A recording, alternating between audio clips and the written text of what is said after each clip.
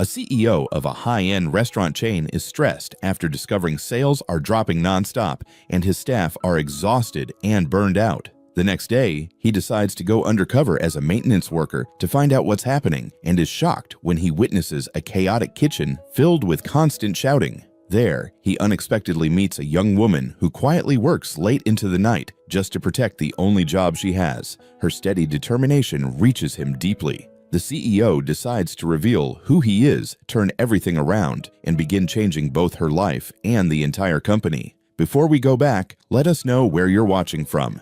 And subscribe, because tomorrow I've got something extra special for you. Daniel Whitaker pressed his palm against the floor-to-ceiling window of his 14th-story office, watching Detroit's skyline fade into dusk. The glass was cold. Everything felt cold lately. 52 years old, 23 years building oak and ember from a single storefront in Ann Arbor into 37 locations across the Midwest. He'd built it on a promise: authentic American food from the heart. But right now, his heart was pounding for all the wrong reasons. "Mr. Whitaker," his assistant's voice crackled through the intercom. "The quarterly report for Detroit is on your desk." He didn't need to look. He'd already memorized the numbers. Revenue down 27% in 3 months. 6 employees quit in 5 weeks. Customer reviews littered with words like soulless and not what it used to be. Daniel exhaled slowly, his breath fogging the glass. He turned back to his desk, a sleek expanse of walnut and steel, and sat down. The report stared up at him, but his eyes drifted to the envelope beside it. Plain, white, no return address. He'd opened it an hour ago, hadn't been able to stop thinking about it since. His hand trembled slightly as he picked it up again, pulling out the single sheet of paper. The handwriting was uneven, hurried, smudged with what looked like grease or oil. "We work for a company that says people are the core, but nobody feels seen anymore." Daniel read it 3 times. 4, 5. Nobody feels seen. He leaned back in his chair, running a hand through graying hair. Outside, the city lights began to flicker on, one by one, like stars refusing to die. "Sir," his assistant again, "do you need anything before I head out?" "No," Daniel said quietly. "I'm good." But he wasn't good. He wasn't good at all. The letter haunted him through dinner, through the drive home, through the sleepless hours staring at his bedroom ceiling. Nobody feels seen anymore. At 2:00 a.m., Daniel sat up in bed, switched on the lamp, and grabbed his phone. He scrolled through the Detroit location's employee roster. 32 names, 32 people he'd never met. People who cooked his recipes served. His vision wore his logo on their chests, and he couldn't pick a single one out of a lineup. His chest tightened. "Jesus," he muttered. "What have I become?" He thought about his father, a line cook for 40 years, hands scarred from burns, back bent from standing. His father used to say, "A restaurant dies when the boss stops tasting the food." Daniel hadn't tasted anything in years. Just numbers, just projections, just board meetings and profit margins and expansion plans. He set the phone down and picked up the letter again. The paper was thin, worn at the edges. Someone had folded and unfolded it multiple times before sealing it. Someone had agonized over sending it. Daniel's jaw tightened. "If my people have lost faith," he whispered, "then what the hell am I doing?" Daniel sat at the hotel desk that night, staring at the anonymous letter spread out beside his laptop. Nobody feels seen anymore. He'd read it 20, maybe 30 times now. Each time the words cut deeper. His finger traced the uneven handwriting, the slight smudge of oil in the corner. Someone had written this during a break, probably. Hand still greasy from the fryer, heart pounding with the fear of being discovered. Someone had risked something to tell him the truth. And what had he done? Sat in his glass tower 14 floors above reality, staring at spreadsheets that told him nothing about the people bleeding into those numbers. Daniel leaned back in the chair, closing his eyes. 23 years ago, he'd been the one chopping onions at 4:00 a.m. He'd been the one with grease under his fingernails and flour in his hair. He remembered the weight of a 12-hour shift, the ache in his lower back, the way time moved differently when you were trying to survive versus trying to build something. When had he forgotten that? When had he stopped being there? He opened his eyes and looked at his phone. He could call the Detroit manager right now. Demand answers, fire people, shuffle the org chart. That's what a CEO did, right? Make decisions from above. Clean, efficient, detached. But something in his gut, something old and primal, told him that wouldn't work. You couldn't see the truth from 14 floors up. You couldn't hear it in a conference call. You couldn't feel it in a quarterly report. Daniel stood up and walked to the window. Detroit stretched out before him, dark and sprawling, a city that had been knocked down and gotten back up more times than he could count. His father had worked in this city, had bled for it, had believed that honest work and honest food meant something. "If my people have lost faith," Daniel said aloud, his reflection staring back at him in the glass, "then I need to know why. Not guess, not assume, know." He thought about sending in consultants, HR audits, anonymous surveys, all bullshit, all filters between him and the truth. No. If he wanted to understand what was really happening in his restaurant, in his kitchen, with his people, he needed to do something he hadn't done in over a decade. He needed to get his hands dirty. Daniel pulled out his phone and made a call. It rang twice before a familiar voice answered. "Marcus." "Yeah, it's me. I need a favor, a big one." His COO sounded confused. "Daniel, it's almost midnight. What's going on?" "I'm going undercover," Daniel said. The words felt strange in his mouth, but also right. "Detroit location. I need you to set it up. Fake name, fake background, maintenance worker. Nobody can know who I am. Nobody." Silence on the other end. Then, "Are you serious?" "Dead serious." "Daniel, if this goes wrong, if someone recognizes you, if the press gets wind of it, then let it go wrong." Daniel interrupted, his voice sharp. "Because right now, something's already wrong, and I can't fix it from behind a desk." Another pause. Then Marcus sighed. "All right, give me 3 days." "2," Daniel said. "2 days. Jesus, you really are your father's son, aren't you?" Daniel smiled faintly. "I hope so." He hung up and looked back at the letter. Nobody feels seen anymore. "I'm coming," he whispered to whoever had written those words, "and I'm going to see everything." 2 days later, Daniel stood in the parking lot of Oak and Ember, Detroit at 5:30 a.m., dressed in clothes he hadn't worn in a decade, a faded denim jacket, scuffed work boots, a baseball cap pulled low. His name tag read Mark Daniels Maintenance. He'd called ahead under a fake consultant firm, arranged the whole thing through intermediaries. Nobody here knew who he was. Nobody would. The restaurant sat on the corner of Michigan Avenue, a converted brick warehouse with iron beams and Edison bulbs, industrial charm, they called it in the design brief. But up close, Daniel noticed things he'd never seen in photos: peeling paint around the doorframe, a dumpster overflowing with trash, a burnt-out bulb in the Oak and Ember sign. He pushed open the door. Inside the dining room was empty prep time, but the noise from the kitchen carried through the walls, metal clanging, voices shouting, something that sounded like breaking glass. Daniel's stomach twisted. He walked through the swinging doors into the kitchen. Chaos. A line cook was hunched over a cutting board, eyes red-rimmed, chopping onions with jerky, uneven strokes. Another was arguing with someone over a missing shipment of chicken. A dishwasher stood at the sink, staring blankly at a mountain of pans, looking like he might cry. And in the center of it all stood Kurt Daniels, no relation, the head chef. Barrel-chested mid-40s, veins bulging in his neck as he barked orders. "Faster! What is this, a goddamn nursing home move?" A young prep cook fumbled with a tray of vegetables. Kurt slammed his hand on the counter. "If you can't keep up, there's the door. I've got 50 people who'd kill for your job." The prep cook flinched, didn't say a word, just kept chopping faster, sloppier. Daniel stood near the door, clipboard in hand, pretending to inspect the walk-in cooler, but his eyes were locked on the scene in front of him. Nobody looked at each other. Nobody smiled. Nobody looked alive. An older woman, maybe 60, hair tied back in a tight bun, walked past Daniel carrying a crate of tomatoes. She caught his eye for a split second, then glanced away. But not before he saw it: exhaustion. Defeat. She muttered under her breath, just loud enough for him to hear, "They call this a family. I've never seen a family treat each other like this." Daniel's throat went dry. He moved toward the storage area, pretending to check the temperature controls. The refrigeration unit was leaking. A slow drip, drip, drip into a bucket someone had shoved underneath. The seal on the walk-in freezer was torn. The floor was slick with condensation. How long had this been broken? "Hey, new guy." Daniel turned. Kurt was staring at him, arms crossed. "Your maintenance, right?" "Yeah," Daniel said, keeping his voice flat. "Mark." "Well, Mark, maybe you can actually fix something around here. Last guy couldn't find his ass with both hands." Daniel nodded. "I'll take a look." Kurt grunted and turned back to his line. "Good, and stay out of the way. We don't have time for distractions."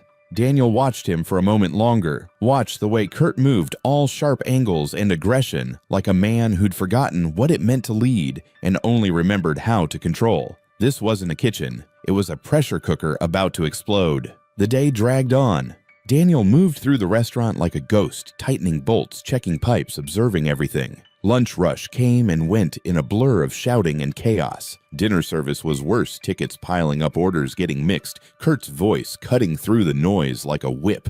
By 9:00 p.m., the last customer left. The servers cleaned their stations in silence. The kitchen staff filed out one by one, dragging their feet, barely speaking. Daniel lingered, pretending to tighten a loose bolt on one of the prep tables. When the last person left, the kitchen fell silent. Daniel exhaled, pulling off his cap and wiping sweat from his forehead. He walked slowly through the empty space, taking it all in. The scuffed floors, the flickering overhead lights, the faint smell of grease and bleach. He stopped in front of a bulletin board near the back exit. Pinned to it were staff schedules, health inspection notes, a faded photo of the original oak and ember opening day. Smiling faces raised glasses hope. Daniel's chest ached. "What happened to us?" he whispered. He turned to leave, ready to head back to the hotel. Then he heard it. Thwack, thwack, thwack. Rhythmic, steady, metal on wood. Daniel's head snapped up. Someone was still here. He moved toward the sound, his heartbeat quickening. It was coming from the far corner of the kitchen, past the walk-in,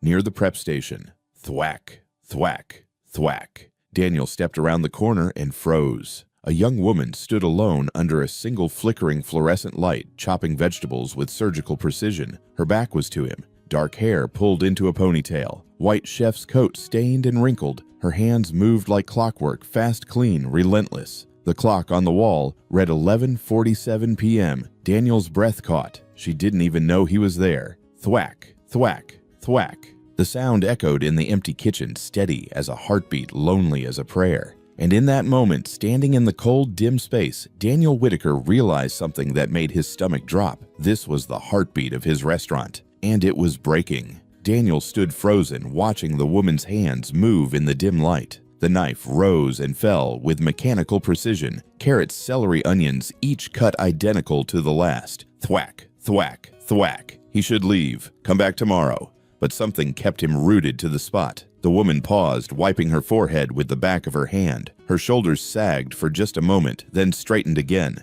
She reached for another carrot. Daniel cleared his throat softly. She spun around, knife still in hand, eyes wide. "Jesus!" she gasped. "You scared the hell out of me." "Sorry," Daniel said, raising his hands. "I'm Mark. Maintenance. Didn't mean to. I thought everyone had gone home." She stared at him for a beat, chest rising and falling. Then she lowered the knife and turned back to her cutting board. "Yeah, well, someone's got to prep for morning shift." Daniel stepped closer, keeping his distance. "It's almost midnight." "I know what time it is." Her voice was flat, exhausted, not rude, just empty. Daniel glanced at the mountain of vegetables in front of her. Enough for 3 days' worth of service. "That's a lot of work for one person," he said carefully. "Tell me about it." She didn't look up. Thwack, thwack. "Why isn't anyone helping you?" Now she did look up. Her eyes, dark brown, ringed with shadow, met his. For a moment, he thought she might tell him to mind his own business. Instead, she laughed. It was a bitter sound. "You're new here, right?" "First day." "Then you'll learn." She went back to chopping. "Nobody helps anybody. That's not how this place works." Daniel's jaw tightened. He glanced around the kitchen, really looked at it this time.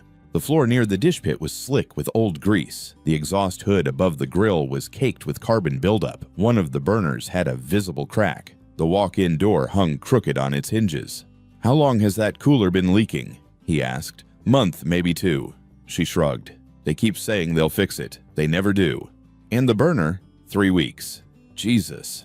"Yeah." Her knife came down harder. "Welcome to Oak and Ember, Detroit, where everything's broken and nobody gives a shit." Daniel watched her work for another minute. Her movements were efficient, practiced, but there was no joy in them. No passion, just survival.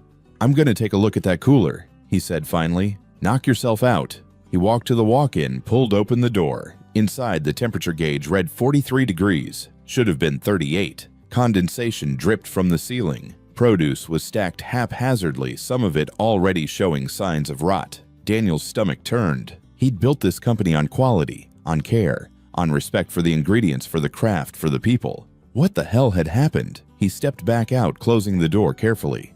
The woman was still chopping her back to him. "You know," Daniel said, "I used to work in kitchens. Long time ago." "Yeah." She didn't sound interested. "Yeah. And I remember this one chef I worked under. Guy was a bastard. Screamed at everyone, threw pans, made people cry."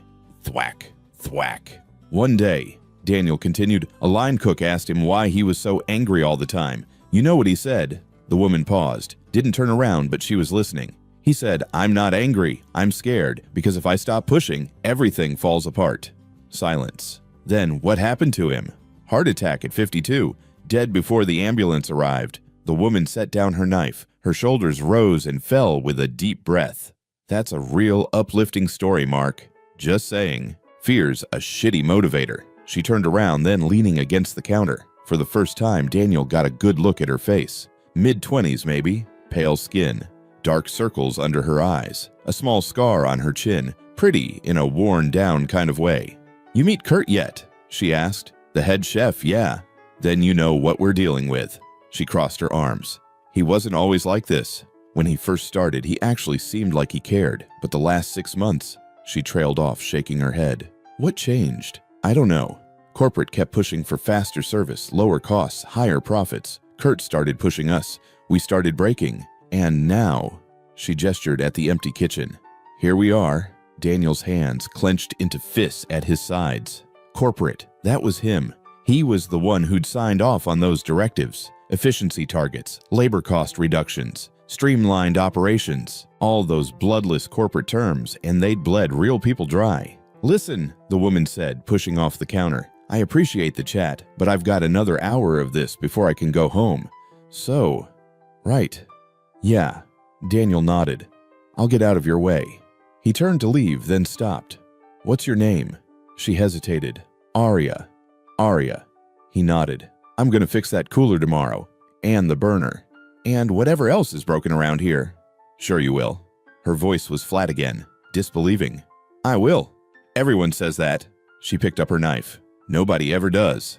Daniel left through the back door, stepping out into the cold Detroit night. The parking lot was empty except for an old Chevy with a dented bumper, Aria's, he assumed. He sat in his rental car for a long time staring at the restaurant. Inside, through the small kitchen window, he could see her silhouette still moving, still chopping, still surviving. Thwack, thwack, thwack. Daniel pulled out his phone and opened his notes app, started typing, "Detroit Day 1. Observations, equipment failures, walk-in cooler burner refrigeration unit, head chef Kurt aggressive management style, fear-based motivation, staff morale non-existent, communication minimal hostile, late night prep worker Aria doing work of 3 people alone, no support." He paused, fingers hovering over the screen, then added, "Anonymous letter was right. Nobody sees them, including me." He hit save and started the car, but he didn't drive away. Not yet. Instead, he sat there in the darkness, watching that lone figure in the window, and made himself a promise he would see her. He would see all of them, and he would make this right, even if it meant tearing everything down to do it. Daniel returned the next night at 11:30 p.m. after the last employee had clocked out. He told himself it was to check the walk-in cooler he'd repaired earlier that day, to make sure the new seal was holding, to verify the temperature stabilized. But that was a lie. He wanted to see if she'd be there again. The kitchen was dark, except for the prep station in the back corner, and there she was, Aria, in the same stained chef's coat, chopping vegetables under the same flickering fluorescent light. Thwack, thwack, thwack. Daniel stood in the doorway watching. She moved like a machine, no wasted motion, no hesitation. But there was something different tonight. Her movements were slower, more deliberate, like every cut took effort she didn't have. He stepped into the kitchen. Aria's head snapped up. When she saw him, her shoulders dropped slightly. "You again." "Me again." Daniel walked closer, hands in his pockets. "Cooler's fixed, by the way. Holding at 38 degrees. "I noticed." She went back to chopping. "Thanks." "You're welcome." Silence. Just the rhythmic sound of the knife and the hum of the refrigeration unit. Daniel leaned against the counter across from her. "So, you do this every night?" "Most nights." "Why?"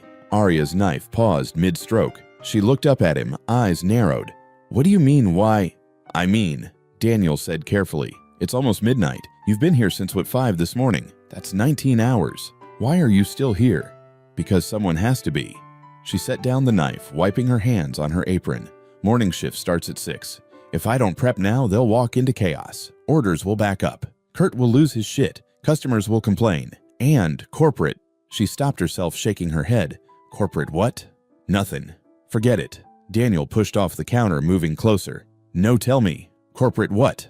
Arya stared at him for a long moment. Then she laughed, that same bitter sound from last night. Corporate will send another email about efficiency and teamwork and the Oak and Ember family. She made air quotes with her fingers. Like we're all supposed to hold hands and sing songs while they cut our hours and ignore our maintenance requests. Daniel's chest tightened. Every word was a knife. So you stay, he said quietly, to keep things running.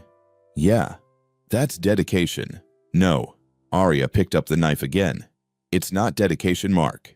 It's necessity. She said the word like it tasted bitter.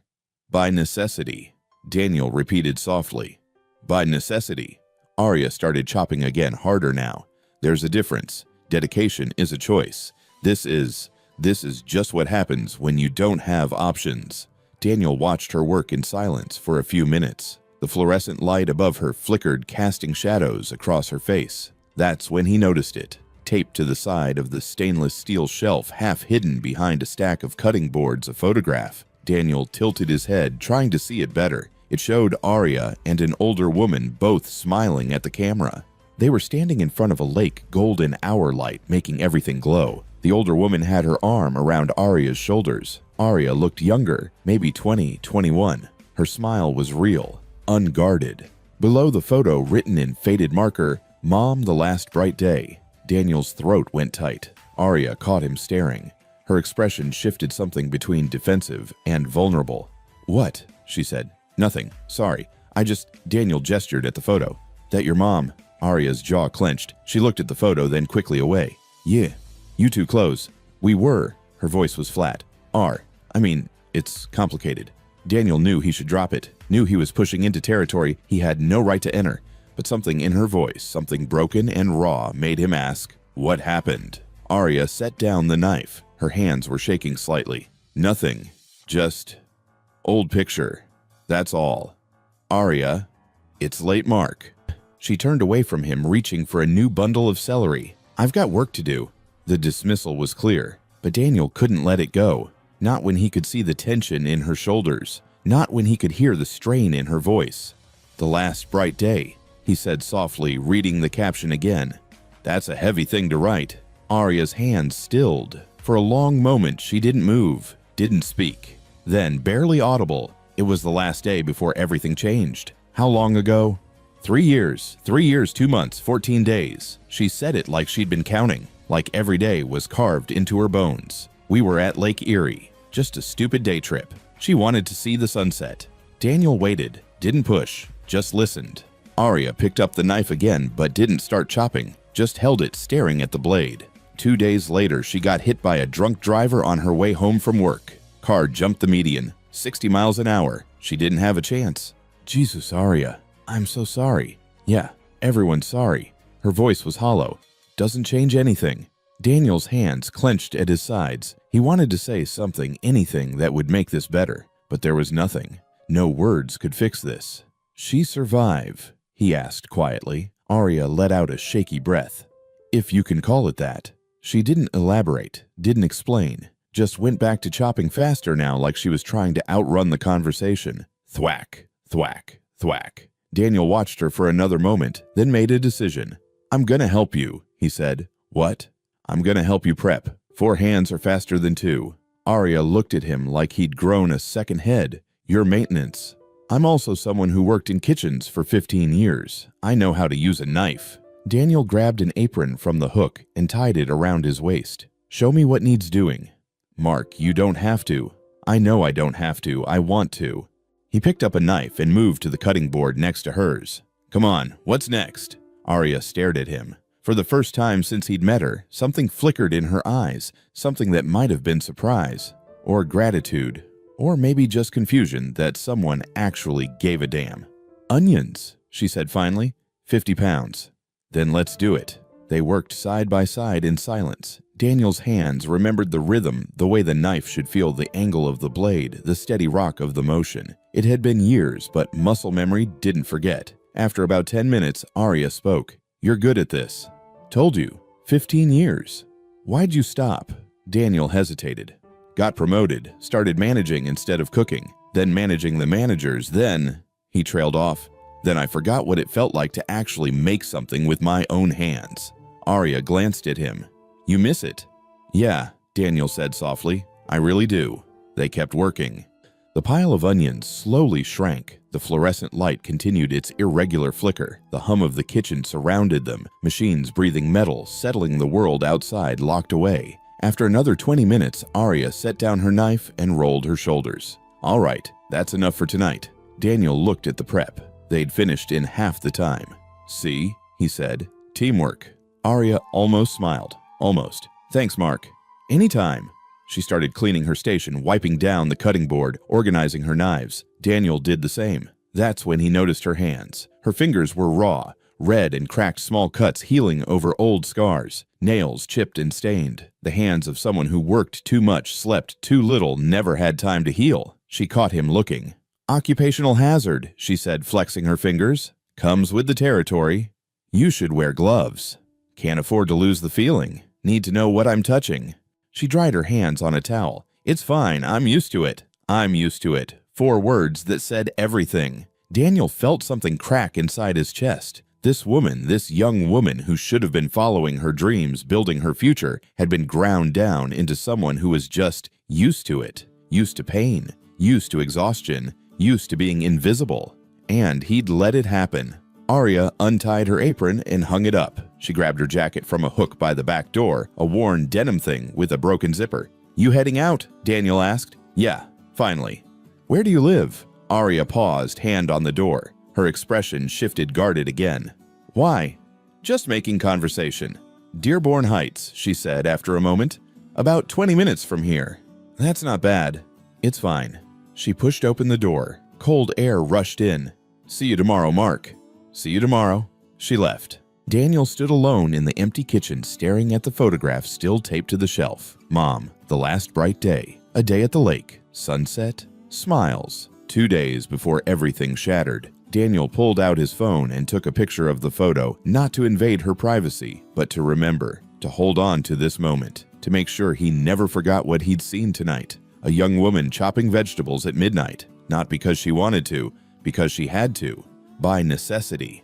Daniel looked at the clock, 1:47 a.m. Then he made another decision. He walked to the back door, stepped out into the parking lot, and watched Arya's old Chevy pull out onto Michigan Avenue. And then, keeping his distance, he followed. Daniel kept 3 car lengths back his rental, blending into the sparse late-night traffic on Michigan Avenue. He knew this was wrong, knew he was crossing a line. But something in his gut told him there was more to Arya's story. Something that explained why a young woman with skill like hers was grinding herself to dust in a prep station at midnight. The Chevy's brake lights flared at a red light. Daniel slowed, watching. Through his windshield, he could see Arya's silhouette head tilted back against the headrest, eyes closed. Even from here, he could see the exhaustion in her posture. The light turned green. She drove on. They wound through Detroit's east side, past shuttered factories and convenience stores with barred windows. The neighborhoods got quieter, darker, row houses with chain-link fences and yards full of weeds. Finally, the Chevy turned onto a residential street in Dearborn Heights and pulled into the driveway of a small house with faded blue siding. Daniel drove past, then circled back and parked half a block away, engine off, lights off. He sat in the darkness, watching. Arya got out of her car slowly, like every movement hurt. She stood there for a moment, keys in hand, staring at the house. Then she squared her shoulders and walked to the front door. Daniel waited 5 minutes, 10. Then, against every instinct telling him to leave, he got out of the car and walked closer. The street was silent. A dog barked somewhere in the distance. A streetlight flickered overhead. Daniel stopped at the edge of Arya's property, partially hidden by an overgrown hedge. From here, he could see through the front window, curtains half-drawn, lights on inside. What he saw made his breath catch. The living room had been converted into a medical space. A hospital bed sat where a couch should have been. Surrounded by equipment IV stands a heart monitor, oxygen tanks. The walls were still painted, a cheerful yellow family photo still hanging, but everything else screamed caregiver's home. And in the bed, propped up by pillows, was the woman from the photograph, Arya's mother. But she looked nothing like the smiling woman at the lake. She was thin, painfully thin, her face gaunt, her skin pale. A rigid neck brace held her head in place. Her arms lay motionless at her sides, one hand curled inward at an unnatural angle. Daniel's throat closed. Arya moved into view, setting down her bag. She was talking. Daniel couldn't hear the words, but he could see the gentleness in her movements. As she adjusted her mother's pillows, checked the IV line, smoothed the blanket. Her mother's eyes followed her, alert, aware, trapped in a body that wouldn't respond. Arya disappeared from view, then returned with a small bowl and spoon. She sat on the edge of the bed and began spooning what looked like soup into her mother's mouth. Small bites, patient, waiting between each one. Her mother could barely swallow. It took minutes for each spoonful. Arya didn't rush, didn't show frustration, just kept going, talking the whole time, making her mother smile or try to the muscles in her face, only half cooperating. After the soup, Arya wiped her mother's face with a damp cloth, then carefully removed the neck brace to massage the woman's neck and shoulders. Her mother's eyes closed, a flicker of relief crossing her features. Daniel stood frozen, watching this intimate moment he had no right to witness, but he couldn't look away. Arya worked for another hour, changing bandages, administering medication, adjusting the bed's position. Every movement was practiced efficient. She'd done this 1,000 times. This was her routine. Work until midnight at Oak and Ember Drive home, take care of her mother until she fell asleep, maybe grab an hour or two of rest herself, then back to the restaurant before dawn. Every day, by necessity. Finally, Arya turned off most of the lights, leaving only a small lamp on the side table. She pulled a chair close to the bed and sat down, resting her head on the mattress beside her mother's hand. Her mother's fingers twitched, barely trying to reach her daughter's hair. Arya lifted her head, caught the gesture, and pressed her mother's hand against her cheek. Daniel saw her shoulders shake. She was crying. Silent, exhausted tears that she'd probably been holding back for 3 years, 2 months and 14 days. Daniel stepped back from the window, his own eyes burning. He'd seen enough, more than enough. He walked back to his car on shaking legs and sat in the driver's seat, gripping the steering wheel. "Jesus Christ," he whispered. "Jesus fucking Christ." This was why Arya worked 3 jobs before settling on night shifts at Oak and Ember. This was why she lived on 2 hours of sleep. This was why she chopped vegetables at midnight with raw, bleeding hands. Not for herself. For the woman in that bed who couldn't move, couldn't speak properly, couldn't live without full-time care. Daniel pulled out his phone with trembling hands and called Marcus. "Do you have any idea what time it is?" Marcus groaned. "I need you to pull an employee file. Right now." "Daniel." "Right now, Marcus." A pause, then rustling. Okay. Give me a name." "Arya Thompson, Detroit location. I need everything: hire date, employment history, emergency contacts, insurance claims. Everything." "This is about that undercover thing, isn't it? Just do it. Please. Give me 20 minutes. Daniel sat in his car staring at Arya's house until his phone buzzed. Marcus had sent a PDF. Daniel opened it, scrolling through the pages, and felt his stomach drop with every line. Arya Thompson, age 25, hired March 2023, 2 years, 8 months ago, previous employment, 3 concurrent part-time positions, emergency contact, Margaret Thompson, mother, unavailable. Then the note section: insurance claim filed October 2022. Margaret Thompson, catastrophic injury driver, at fault, uninsured. Patient requires 24/7 care. Initial coverage approved. Long-term care denied. Treatment deemed non-essential for recovery. Daniel's vision blurred with rage. Non-essential. A woman was paralyzed from the neck down, and some insurance company had decided her ongoing care was non-essential. He scrolled further. Father Robert Thompson, no contact since 2023. No child support. No financial assistance. Educational background: full scholarship to Culinary Institute of New York acceptance letter dated August 2022. Deferred. Status withdrawn. Daniel stopped breathing.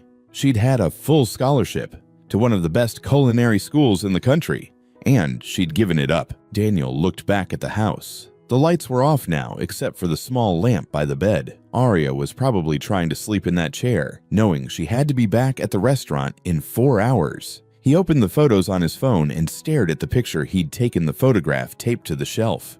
Mom, the last bright day. Now he understood. The last day before her mother's accident. The last day Aria's life belonged to herself. The last day before every dream, every plan, every hope got put on hold indefinitely. She didn't choose this. She didn't choose to work herself to death in a kitchen that didn't appreciate her. She didn't choose to give up culinary school. She didn't choose any of it. By necessity, Daniel's hands tightened on the phone until his knuckles turned white. He'd built his empire on the promise of authentic American food from the heart. He'd told himself he cared about people, about families, about doing right by his employees. But somewhere along the way, he'd started measuring everything in numbers, efficiency metrics, labor costs, profit margins, and those numbers had hidden the truth. That real people were being crushed by his system, that a young woman with more talent and dedication than most of his head chefs was working midnight shifts just to keep her mother alive, that she was eating leftover food from the kitchen because she couldn't afford groceries, that she was sleeping 1 or 2 hours a night because there was no one else to help her. And he, sitting in his glass tower 14 floors above reality, had never even known her name. Daniel sat in that car until the sky began to lighten with the first hints of dawn. Then he started the engine and drove back to his hotel. But he didn't sleep. He sat at the desk, opened his laptop, and started making calls. First to Marcus. I need a full benefits review, every employee in the Detroit location. Cross-reference with insurance claims, family situations, medical histories. I want to know who's struggling. Then to his head of HR, find me the best home healthcare agencies in Detroit. I don't care what it costs. I need nurses, physical therapists, occupational therapists, full-time care. Then to his legal team, can we fight an insurance denial, catastrophic injury case, long-term care deemed non-essential? What are our options? Then to the Dean of Admissions at the Culinary Institute of New York. I need to know if a deferred scholarship can be reinstated. Student name, Aria Thompson.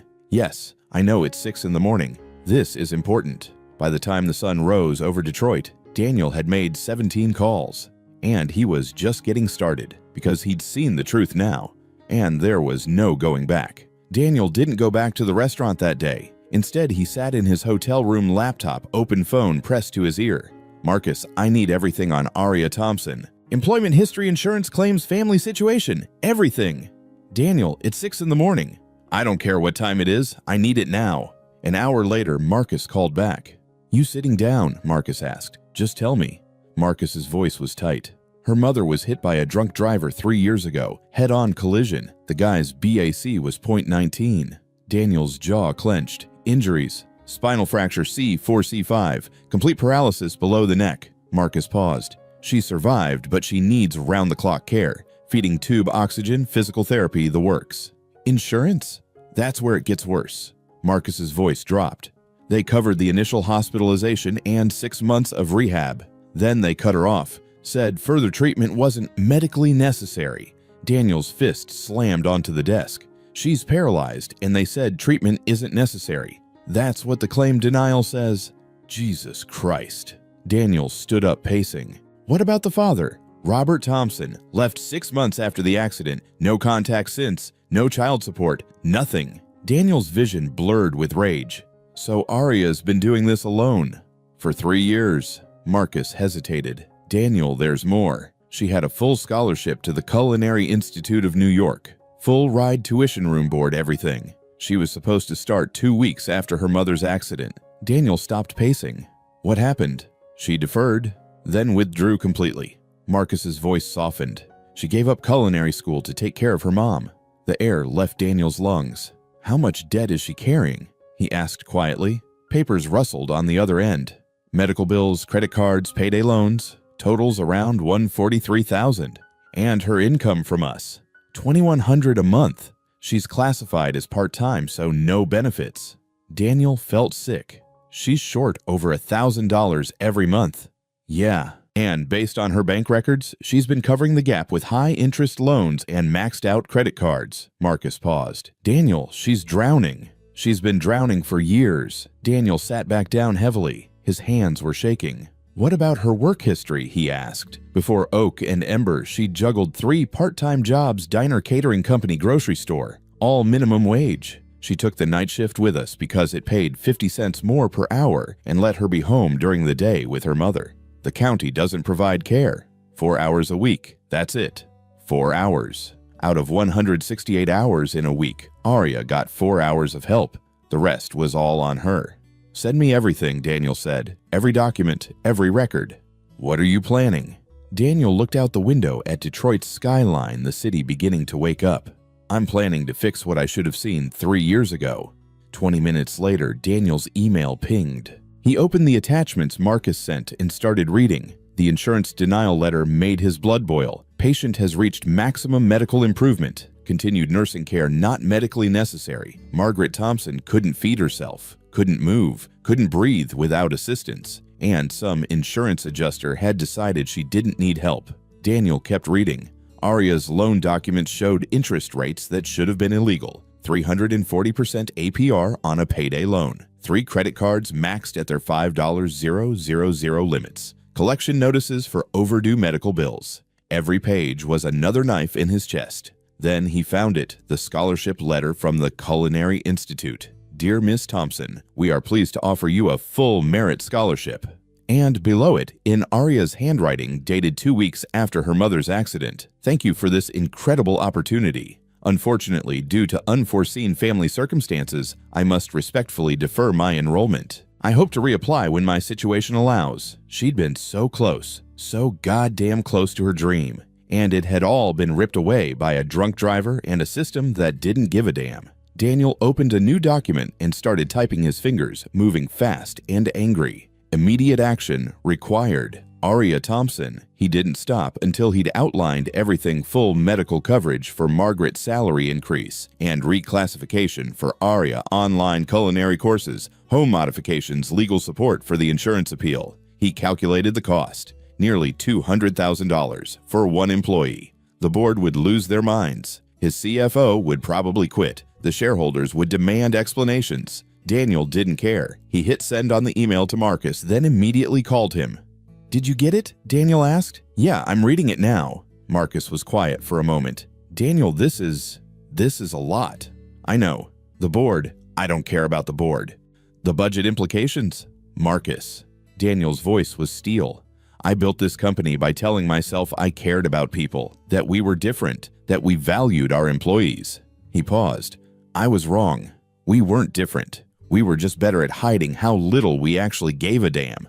That's not fair, isn't it? Daniel interrupted. We had an employee working 3 jobs before she came to us. We knew she was part-time, so we didn't have to give her benefits. We paid her minimum wage to do the work of 3 people. And when her mother's insurance got denied, when she was drowning in debt, when she was literally bleeding on our kitchen floor, where were we? Silence. We were looking at spreadsheets, Daniel said quietly, celebrating cost savings, patting ourselves on the back for keeping labor expenses down. So what do you want me to do? Marcus asked. Everything on that list, today. I don't care what it takes or what it costs. Make it happen. The paperwork alone will take days. Then work fast. Daniel stood up. I'm going back to the restaurant. I want everything ready by tomorrow morning.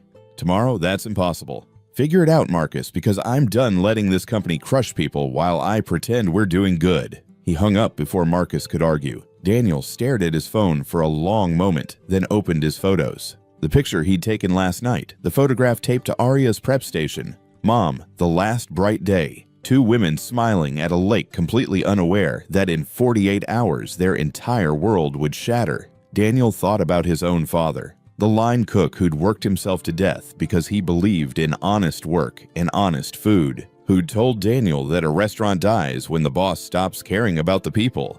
I stopped caring, Dad, Daniel whispered to the empty room. I didn't mean to, but I did. He looked at the photo again. But I'm going to fix it. I swear to God, I'm going to fix it. His phone rang. Marcus again. I've got preliminary numbers, Marcus said. Between the medical coverage, salary adjustment, education costs, and home modifications, we're looking at about $190,000 for the first year. Do it. Daniel, I have to ask, what if other employees find out? What if they want the same treatment? Daniel was quiet for a moment. Then Then maybe we should be asking ourselves why we haven't been treating all of them this way from the beginning. Marcus exhaled slowly. You know, this changes everything, right? The whole company structure, the budget model, the way we operate. Good, Daniel said, because the way we've been operating is broken. And it took a 25-year-old woman chopping vegetables at midnight to show me that. All right. Marcus's voice shifted, resigned but determined. I'll make the calls. But Daniel, yeah, the board meeting next month is going to be brutal.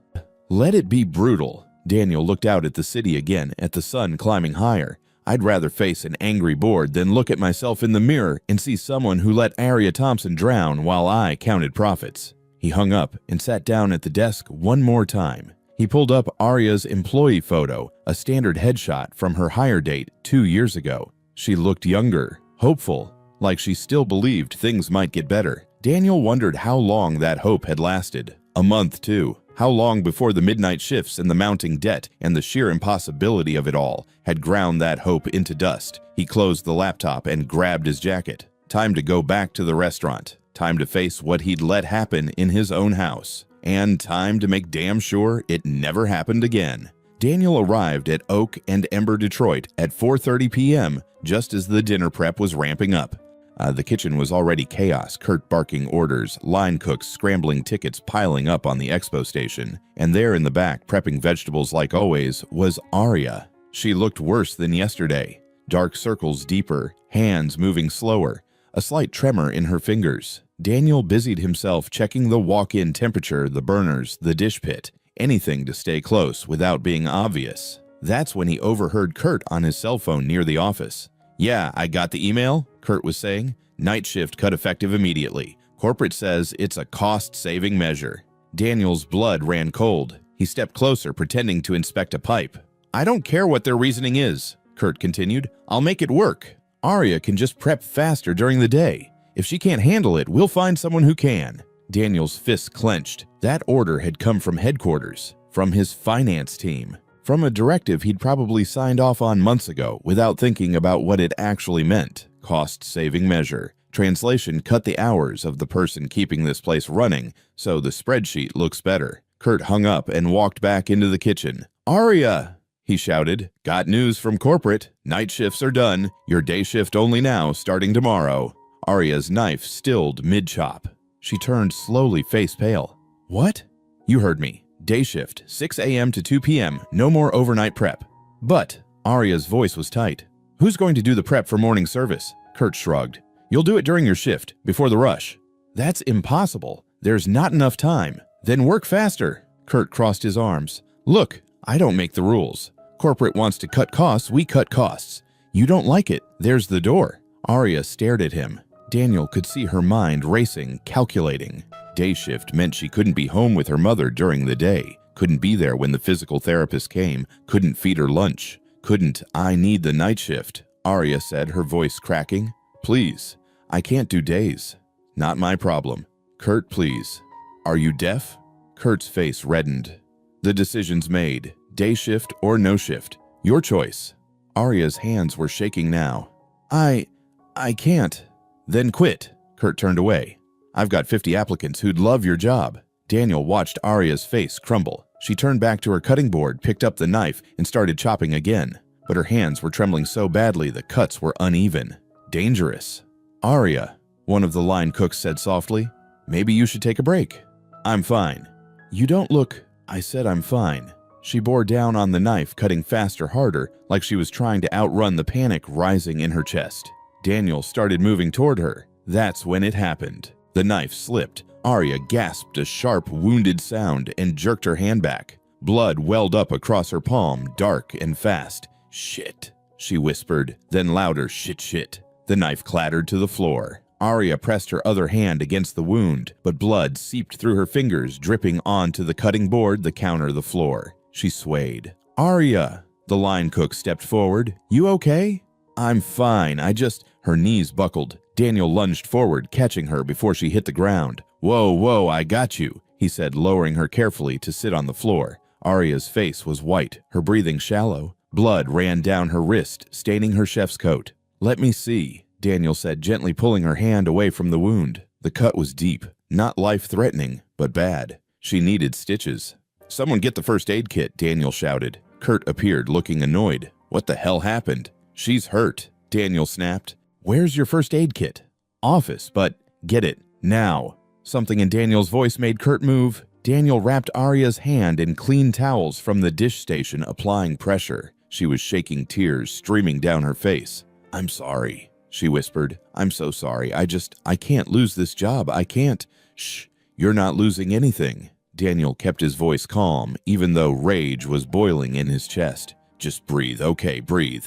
"I can't do day shift," Arya sobbed. "I can't leave her alone. She needs me. If I'm not there." "I know," Daniel said quietly. "I know." Kurt returned with the kit. Daniel grabbed gauze and started wrapping Arya's hand properly. "She needs to go to urgent care," Daniel said. "That needs stitches." "I can't afford urgent care," Arya said, her voice breaking. "I can't." "I'll take you," Daniel said firmly. "And don't worry about the cost." Arya looked up at him, eyes red and desperate. "Why are you being so nice to me?" Daniel's throat tightened. "Because I watched you take care of your mother at 2 in the morning. Because I know you gave up your dream to keep her alive. Because my company has been bleeding you dry and I didn't see it until it was almost too late.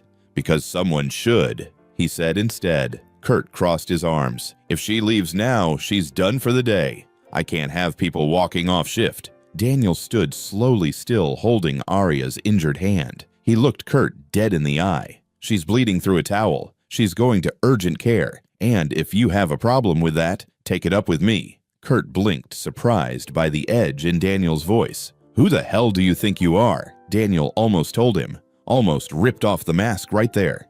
But not yet. Not like this.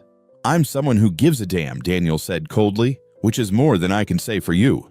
He helped Arya to her feet. She was still crying, still shaking, but she let him guide her toward the back door. As they passed the prep station, Daniel saw it, the photograph still taped to the shelf. Mom.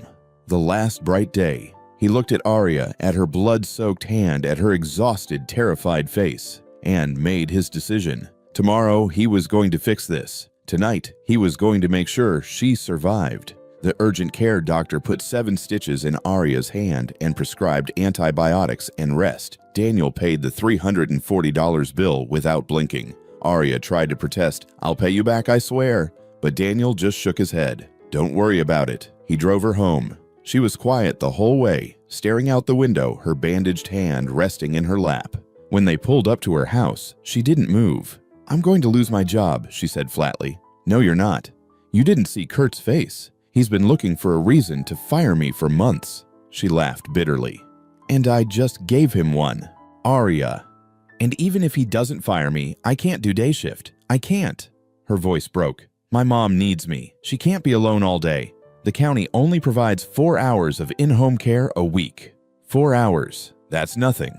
Daniel's chest ached. "What if I told you," he said carefully, "that things are going to change?" Arya turned to look at him, eyes red. "What do you mean?" "I mean, trust me." "Okay, just trust me." "Why should I trust you? You're a maintenance guy who's been here 3 days." "Fair point." "Because Daniel said, I see you. And I'm not going to let you fall." Arya stared at him for a long moment. Then she opened the car door. "Thanks for the ride, Mark. And for everything." She got out and walked to her house without looking back. Daniel watched her go inside, then pulled out his phone. "Marcus, it's time. Set up the meeting for tomorrow morning, 9 a.m. conference room at Detroit location." "You sure about this?" "Absolutely." The next morning, Arya received a text from an unknown number. "Please report to the conference room at Oak and Ember, Detroit at 9:00 a.m. This is regarding your employment status." Arya's stomach dropped. This was it. She was being fired. She hadn't slept. Her hand throbbed despite the painkillers. She'd spent the night crying into her mother's blankets, while her mother watched helplessly, unable to comfort her. At 8:55 a.m., Arya walked into Oak and Ember, hand-bandaged, eyes swollen, wearing her only clean shirt. Kurt was standing outside the conference room, looking smug. "Conference room," he said, jerking his thumb. "They're waiting." "Who's they?" "You'll see." Arya's hand started shaking again. She pushed open the door. Inside the conference room table was empty, except for a laptop set up with a camera, the red recording light blinking. And standing by the window back to her was Mark, the maintenance guy. "Mark," Arya said, confused. "What are you doing here?" He turned around slowly, and for the first time since she'd met him, he wasn't wearing a baseball cap. Arya's breath caught. "I need to tell you something," he said quietly, "and I need you to hear me out before you react." "Okay." Daniel took a step forward, hands loose at his sides. "My name isn't Mark. It's Daniel. Daniel Whitaker." Arya's brow furrowed. I'm the CEO of Oak and Ember." The room tilted. Arya's mouth opened, closed. No sound came out. "I came here undercover 3 days ago." Daniel continued, his voice steady but thick with emotion. "Because I got an anonymous letter saying my employees felt invisible. I wanted to see the truth for myself." Arya took a step back, shaking her head. No, you're lying." "I'm not.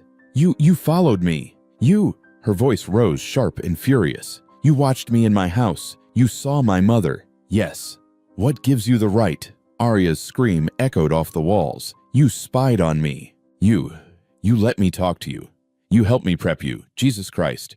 You saw her." Her voice broke. Tears poured down her face. "You had no right. You had no fucking right."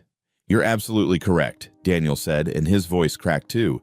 "I violated your privacy. I crossed a line I had no business crossing, and I am deeply, profoundly sorry." "Sorry?" Arya laughed, a raw, painful sound. "You think sorry fixes this?" "No." Daniel swallowed hard. "No, it doesn't. But I'm going to try anyway." He walked to the laptop and turned the screen toward her. On it was a document. Arya's vision was too blurred with tears to read it, but Daniel read it aloud. "Effective immediately, Oak and Ember will cover 100% of your mother's care costs for the next 12 months. That includes 24/7 nursing care, physical therapy 3 times a week, occupational therapy twice a week, all equipment, all medications." Arya's knees went weak. She grabbed the back of a chair. "You're being reclassified as assistant kitchen director, full-time, $52,000 a year, full benefits, flexible schedule so you can be with your mother when you need to be." I don't understand. Johnson & Wales University has agreed to let you take online culinary courses fully paid by Oak and Ember. You'll earn your degree while you work." Arya's hand flew to her mouth. "We're also providing a $15,000 grant for home modifications, wheelchair ramps, a lift system, whatever your mother needs." "Stop," Arya whispered. "Please stop." But Daniel kept going. "And our legal team is fighting your mother's insurance denial. We're going to make them pay what they should have paid 3 years ago." Arya collapsed into the chair, sobbing so hard her whole body shook. Daniel knelt in front of her, not touching, just close. "I did this because I saw you," he said, his own voice breaking. "I saw you chopping vegetables at midnight. I saw you sleeping in a chair next to your mother. I saw you give up everything, your dreams, your future yourself, just to keep her alive." He paused, wiping his own eyes. "And I realized that my company, my system, was one of the things crushing you. So I'm going to ask you something, and I need you to answer honestly." Arya looked up at him, face streaked with tears.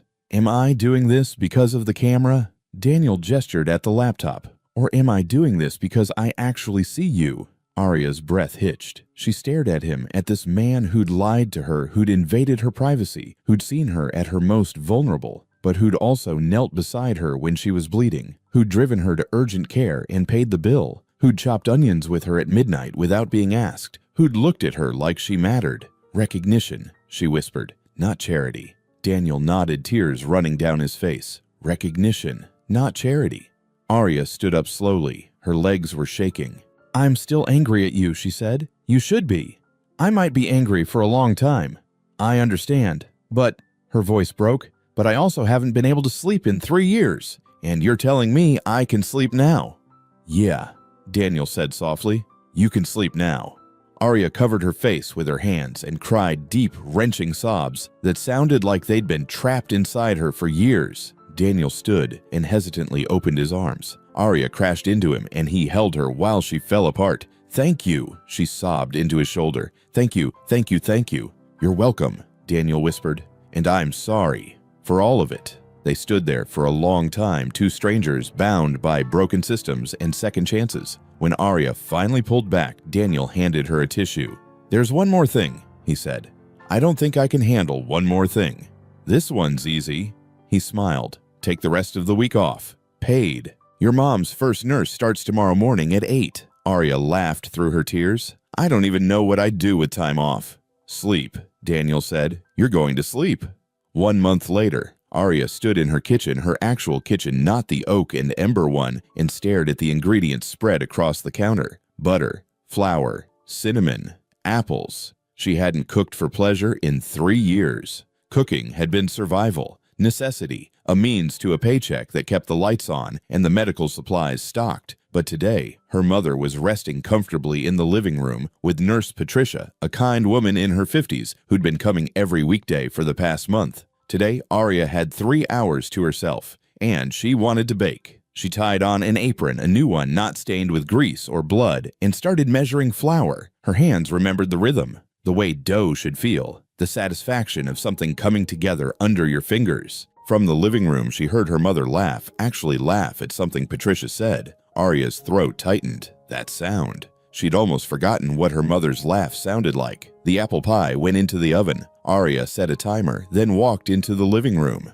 Her mother was sitting in her motorized wheelchair, new courtesy of the oak and ember grant, positioned by the window. Sunlight streamed in, making everything glow. Patricia was reading aloud from a novel. Her mother's eyes were bright alert, present in a way Arya hadn't seen in months. "Hey, Mom," Arya said softly. Her mother's face lit up. She made a sound, not quite words, but close. Her speech was coming back slowly with the therapy. "Smells good," Patricia said, smiling. "What are you making?" "Apple pie, Mom's favorite." Her mother's eyes welled up. She reached out her hand, still weak, still trembling, but reaching, and Arya took it. "I love you," Arya said. Her mother squeezed back. Just a little, but enough. That evening, after Patricia left and Arya's mother was settled in for the night, Arya sat at the small kitchen table with a slice of pie and her laptop. She opened her email. Subject: Welcome to Johnson & Wales online culinary program. Her first class started next week.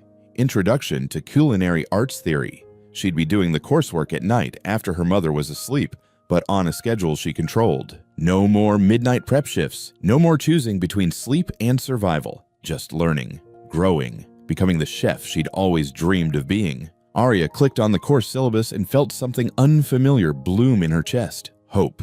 2 weeks later, Daniel visited. He knocked on the door at 2:00 p.m. on a Saturday. Arya opened it looking healthier than he'd ever seen her, color in her cheeks, light in her eyes. "Mr. Whitaker," she said, smiling. "Daniel, please." "Daniel?" She stepped aside. "Come in."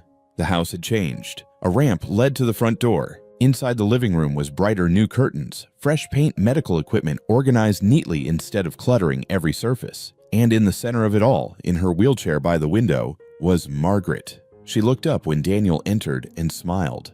"Mom, this is Daniel," Arya said. "My boss, the one I told you about." Margaret extended her hand slowly. Daniel took it gently. "It's an honor to meet you," he said. Margaret's mouth worked trying to form words. Finally, "Thank you." Her voice was slurred thick, but there. Daniel felt his eyes burn. "You're welcome." Arya made tea and they sat in the living room while Margaret dozed in her chair, the afternoon light warm on her face. "She's doing better," Arya said softly. "The therapy is helping. She's talking more, moving her fingers. Little things, but they're not little," Daniel said. "No." Arya smiled. "They're not." She stirred her tea, thoughtful. "I've been thinking about that day in the conference room, when you told me who you really were. And I'm still mad at you for lying." "Fair. But I understand why you did it." Arya looked at him. "You couldn't see the truth from where you were, so you came down to where we were." Daniel nodded. "I spent 23 years building something I thought mattered, and then I realized I'd lost sight of the people who made it matter." "You're fixing it, though." "Trying to." Daniel set down his cup. "I've started visiting all the locations, talking to staff, really listening.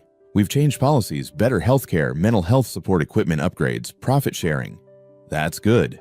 "It's a start." He paused. "But it doesn't undo the damage. It doesn't give back the years people like you lost." Arya reached across the table and put her hand on his. "No," she said, "but it gives us our future back. And that's not nothing." Before Daniel left, Arya walked him to the door. "Oh," she said, pulling something from her pocket. "I wanted to show you this." It was a photograph new printed that morning. It showed Arya and her mother on the front porch, both smiling. Margaret in her wheelchair, Arya kneeling beside her, arms around each other. At the bottom, in Arya's handwriting, "Mom first, bright day again." Daniel stared at the photo, his vision blurring. "Keep it," Arya said. "So you remember why you do this." Daniel took the photograph carefully like it was made of glass. "Thank you," he whispered. "No." Arya said, her own eyes bright. "Thank you." The new Oak and Ember location in Ann Arbor was 3 times the size of the Detroit restaurant, with floor-to-ceiling windows, an open kitchen concept, and a wood-fired grill centerpiece. But the real centerpiece was standing at the front door in a crisp black chef's coat embroidered with gold thread. Chef Arya Thompson, assistant kitchen director. She looked different, not just healthier, though she'd gained weight. Her skin glowed, her hair shone. It was the way she carried herself, shoulders back, head high, eyes bright with something that looked like joy. The parking lot was packed. Press, investors, local politicians, and staff from every Oak and Ember location brought in for the grand opening. Daniel stood off to the side, watching as guests filtered in. Marcus appeared beside him. "You ready for this?" Should be asking Arya that, not me. "She looks ready." "She is." The crowd began to gather near the entrance. Daniel checked his watch. Time. He walked to the front where a ribbon stretched across the doorway. Arya stood beside it, holding oversized scissors. Beside her, in a motorized wheelchair decorated with flowers, was Margaret. She'd insisted on coming, wouldn't take no for an answer. Patricia the nurse stood nearby, watchful but smiling. Daniel stepped up to the microphone. "Thank you all for coming," he began. "6 months ago, I learned something that changed everything I thought I knew about running a company." The crowd quieted. "I learned that you can have the best recipes, the best locations, the best marketing, but if you don't see your people, you don't have anything." He glanced at Arya. "This woman right here taught me that. She taught me what it means to work by necessity instead of passion. She taught me what we lose when we value profit over people. And she taught me that recognition, real recognition, is the most powerful thing you can give someone." Arya's eyes shimmered. "So this restaurant isn't just a new location, it's a second chance. For me, for Oak and Ember, for everyone who's ever felt invisible." Daniel stepped back and gestured to Arya. "Chef Thompson, would you do the honors?" Arya looked at him surprised. "Me? You? This is your moment." Arya glanced at her mother. Margaret nodded, beaming. Arya stepped forward, scissors in hand, and faced the crowd. She started, her voice shaking slightly. "I'm not great at speeches, but I want to say something." She took a breath. 2 years ago, I thought my life was over. I thought I'd never cook for joy again. I thought I'd never have a future beyond survival." Her voice grew stronger. "And then someone saw me, really saw me. Not as a number or a labor cost, as a person." She looked at Daniel. "This restaurant isn't just bricks and mortar. It's proof that second chances exist, that people matter more than profit, that when you invest in people, you get back something you can't measure on a spreadsheet." She turned back to the ribbon.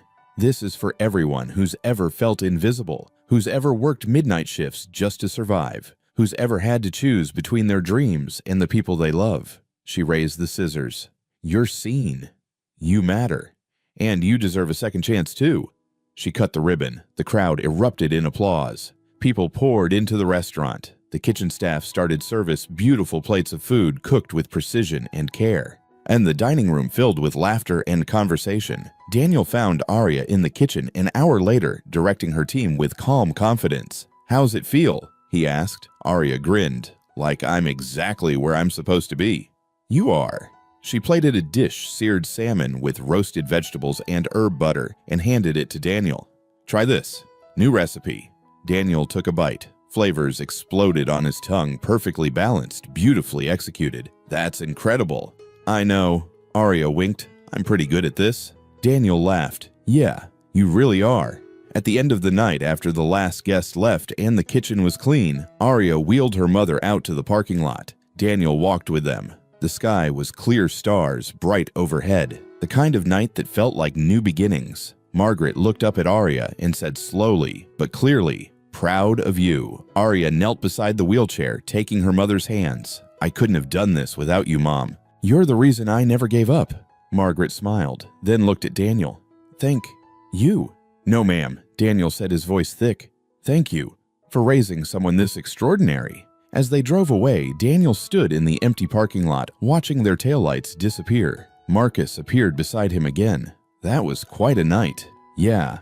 You know the board is going to grill you about the budget." "Let them. And the shareholders are going to ask questions about the Thompson case." "I'll have answers." Marcus was quiet for a moment. Then, for what it's worth, I think you did the right thing. Daniel looked at him. You do? Yeah, Marcus smiled. Your father would be proud. Daniel's throat tightened. He thought about his dad, the line cook, who'd worked 40 years, who'd believed in honest food and honest work, who'd told him that a restaurant dies when the boss stops tasting the food. I hope so, Daniel said. They stood there for a while in the quiet night under the stars. And for the first time in a long time, Daniel felt like he'd finally gotten it right. 1 year later, Daniel's rental car pulled into the Oak and Ember Detroit parking lot at 3:47 a.m. He'd been in Chicago for a board meeting, drove straight through the night, and found himself here, drawn back to where it all began. The restaurant was dark, closed, silent. Daniel got out of the car, hands in his pockets, and walked to the front door. Through the windows, he could see the empty dining room tables set for tomorrow's service. He walked around to the back to the kitchen entrance and heard it.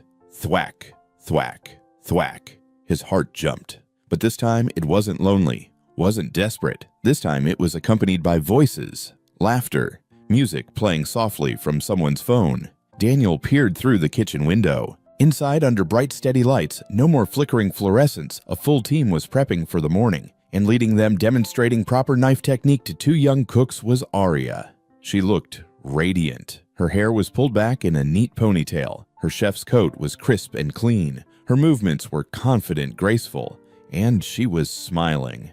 Actually smiling. See, she was saying to one of the young cooks, you're rushing. Don't cut fast. Cut with your heart. Feel the knife. Feel the vegetable. Let the rhythm guide you. The young cook tried again, slower this time. Better, Aria said. Much better. That's how you make food that matters. Daniel watched transfixed. One of the other cooks, a kid maybe 19, said, Chef Aria, why do you come in so early? You don't have to anymore. Aria paused, considering. Because, she said finally, someone once taught me that the kitchen at 4 a.m. can be a lonely place. Or it can be a place where people take care of each other. I want it to be the second thing. She looked around at her team. You're not just here to prep vegetables. You're here to learn, to grow, to become the best chefs you can be. And I'm here to make sure you know you matter. The young cook blinked, eyes shining. Thank you, chef.